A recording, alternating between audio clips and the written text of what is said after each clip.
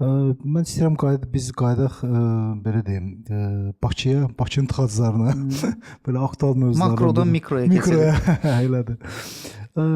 Bax, mən bir müşahidə elədim. Mən uzun müddətdir, belə deyim də, maşını sürmürdüm də. Yəni sürürəm, ancaq belə şəhər daxilində sürürdüm.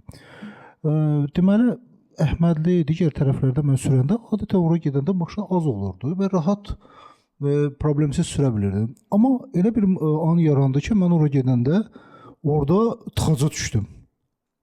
Tıxaca düşəndə başa düşdüm ki, yəni vəziyyət o deyil də, yəni artıq burada da tıxac varsa, deməli ümumi Bakıda nəsə avtomobillər çoxalıbdı, bu infrastruktur çatdırmır, ya da infrastruktur o yerdə deyil ki, ona şeyləsin, o tələbata cavab versin. Ya da qısa səfərlər çoxalıb. Ya da o da var. O da ordadır, düzdür. İndi biz hal-hazırda ümumiyyətlə nə işlər görülür bunun qarşısını almaq üçün? Ümumi olaraq Bakıda mobillikdə bir axınların qarışması baş verib və illərlə görülən işlərdə bəzən yanlış bir işlər də görülüb. Şəhər mühitində çox funksional küçə olmalıdır, yol olmamalıdır sürətli. Çox funksional küçədə fərqli hərəkət iştirakçıları nəzərə alınmaqla qurulmalıdır. Yəni bunun piyadası, mikromobilliyi, ictimai nəqliyyatı və digər hərəkət iştirakçıları. Bizdə çox təəssüflər olsun ki, biz piyadanı ümumiyyətlə unutmuşuq. O piyadanın səkisini hətta kəsib parkinqa qatmışıq, yola qatmışıq və bunun fəsadın fikirləşməmişik ki, bu sonu nəyə gətirəcək? Bunu belə ediriksə, prioritet avtomobilə verib, amma piyadanın əgər səksi kəsilirsə, bu da gələcəkdə avtomobilə meyl edəcək. Yəni şəraiti yoxdursa, şəraitsiz yerdən daha az istifadə edəcək, şəraitə daha çox meyl edəcək. Digər bir müqayisəni aparaq. Şəhər mühitində bir küçənin, bir yolun tikintisi 2 ilə aşağı yuxarı başa gəlir.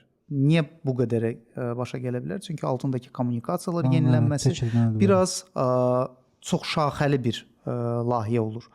Amma bir avtomobilin alışına nə qədər zaman sərf edilir? 1 saat. Getdi, rəsmiləşdirdi və avtomobil artıq idarəyə hazırdır. Kreditlə də var, yəni heç belə. Yəni burada tərs mütənasiblik var. Biz yolları tikənə qədər artıq nəzərdə tutduğumuz saydan daha çox avtomobil gələcək. Ona görə buna fərqli cür təsir etmək olar. Yenə də burada manipulyativ məqamlar var. Deyək ki, Azərbaycanda olan avtomobil sayı 1000 nəfərə, Avropanın istənilən ölkəsi ilə bizim müqayisə biz azıq, bizdə çox deyil. Yəni o qədər şey var. Bizdə sadəcə bu avtomobillə gündəlik səfər edənlər çoxdur. Yəni Avropada zəruriyyət olarsa gündəlik istifadə edir, amma bizdə hər gün bu avtomobildən istifadə edənlərin sayı və qısa məsafədə xüsusən də istifadə edənlər daha çoxdur. Son illərdə müsbət görülən işlərdən biri odur ki, artıq Bakının rəqəmsal əkizi deyilən bir aləti formalaşıb. Yəni gördüyümüz şəhərin bir rəqəmsal bir əkizi var. Yoxlamalar orada onun üzərində keçirilir, ya? Və burada fərqli datalardan məlumat alınır. Bu Waze-dir, həmçinin Bakı kartın məlumatlarıdır, deyək ki, indi mikromobillikdən icarədən olan məlumatlardır, dəmir yoludur, metro, fərqli mənbələrdən insanların hərəkət axınları müəyyən edilir. Həmçinin şəhərdəki nimin kameralarından da və müəyyən olunur ki, hansı növlə biz nə qədər hərəkət edirik, mövcud olan imkanlarla.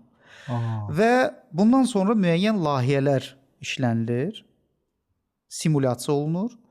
Biz müəyyən yolun hansı hissəsində bu dəyişikliyi etsək, bu mikro səviyyədə bu kəsişməyə necə təsir edəcək və makro səviyyədə bütün şəhərə necə təsir edəcək.